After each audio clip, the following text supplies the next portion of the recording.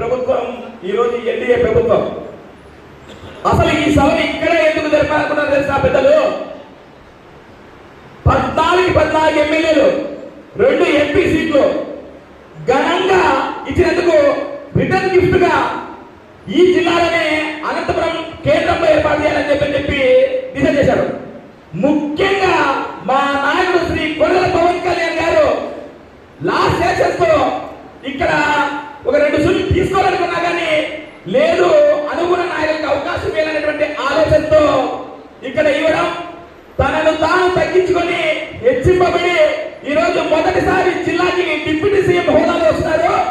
ఖచ్చితంగా జనసేన శ్రేణులందరూ సార్ పెద్ద ఎత్తున ఘన స్వాగతం పలికేందుకు దార్శనికమైనటువంటి నేత శ్రీ నారా చంద్రబాబు నాయుడు గారికి, పోరాట పడితో ఎప్పుడూ నేను అండగా ఉంటానటువంటి శ్రీ కొర్రెల పవన్ కళ్యాణ్ గారికి, యువగలం రథసారథి శ్రీ నారా లోకేష్ గారికి సాదర స్వాగతం పలికేందుకు పెద్ద ఎత్తున మా ఆత్మీయ నాయకుడు మాస్ మహారాజ్ శ్రీ గుమ్మనూరు జగన్ గారి ఆధ్వర్యంలో రెడీగా. మిత్రమా, కొద్దిమంది ఏదో నిరుత్సాహంలో ఉన్నారనుకున్నారు. ఒక్క మాట ఆలోచన చేయండి. ఎప్పుడైనా కానీ మీరు కొద్దిగా త్యాగానికి సిద్ధంగా ఉంటేనే ఆటోమేటిక్ గా మీరు హెచ్చింపబడతారు. దానికి ప్రధానమైన కారణము ఈ సభ పైనే ఒక పెద్ద ఉన్నారు. ఆయన ఎవరో కాదు, ఆలపాటి రాజా గారే. మీకు తెలుసా, అంత సీనియర్ నాయకుడు ఏంటి, సౌమ్యుడు ఏంటి, లాస్ట్ ఎలక్షన్స్ లో ఎమ్మెల్యేగా సీట్ త్యాగం చేశారు మా తెలంగాణ నుంచే. సార్ మీకు తెలుసలేదు, మా జనసేన పార్టీ శ్రేణులందరూ మిమ్మల్ని ఎప్పుడూ గుండెలో పెడుతున్నాం. ఎందుకంటే నారాయణ మనోహర్ గారికి సీట్ త్యాగం చేయడం.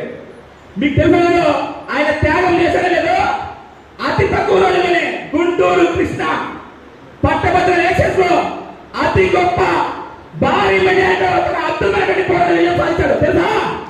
ఎంతసేపు సుమారుగా 70,000 మెజారిటీనా సార్? 70,000 మెజారిటీ సార్, 70,000 మెజారిటీ కదా, 85,000 మెజారిటీ అంట.